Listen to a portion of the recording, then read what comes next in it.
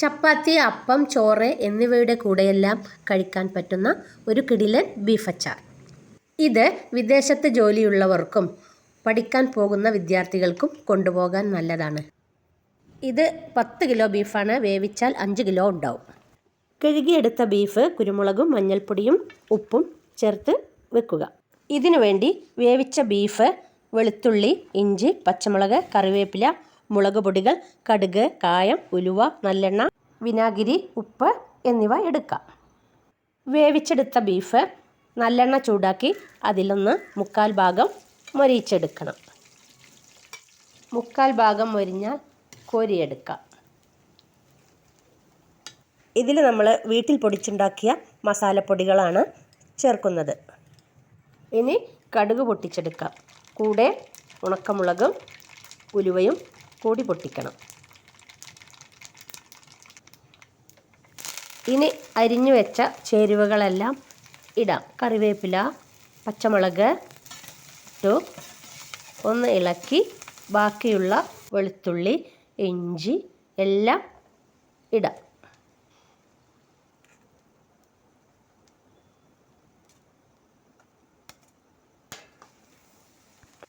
ഇത് നല്ല പോലെ ഇളക്കി മൊരിയിച്ചെടുക്കണം. ഇത് മൊരിഞ്ഞു. ഇനി ഇതിലേക്ക് മസാലപ്പൊടികൾ ചേർക്കാം. മുളക് പൊടി, കാശ്മീരി മുളക് പൊടി ഇട്ട് തീ കുറച്ച് ഇളക്കാം.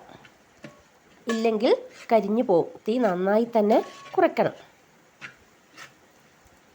കുരുമുളക് പൊടി, കായപ്പൊടി, ഉലുവപ്പൊടി, കടുക് പൊടി ഇവ കൂടി ചേർക്കാം.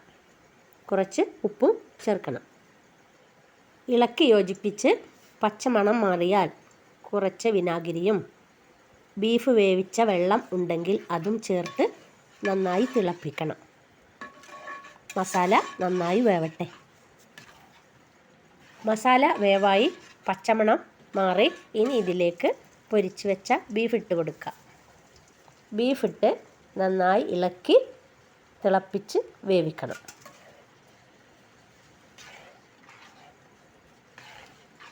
ഈ ബീഫ് അച്ചാറിൻ്റെ ഫുൾ വീഡിയോയും അളവുകളും 1000 ലീഫ് നാച്ചുറൽസിലുണ്ട്. നമ്മുടെ ബീഫ് അച്ചാർ റെഡിയായി. ഇനി ഇത് തണുത്തതിന് ശേഷം കുപ്പിയിലോ ഭരണിയിലോ സൂക്ഷിക്കാം.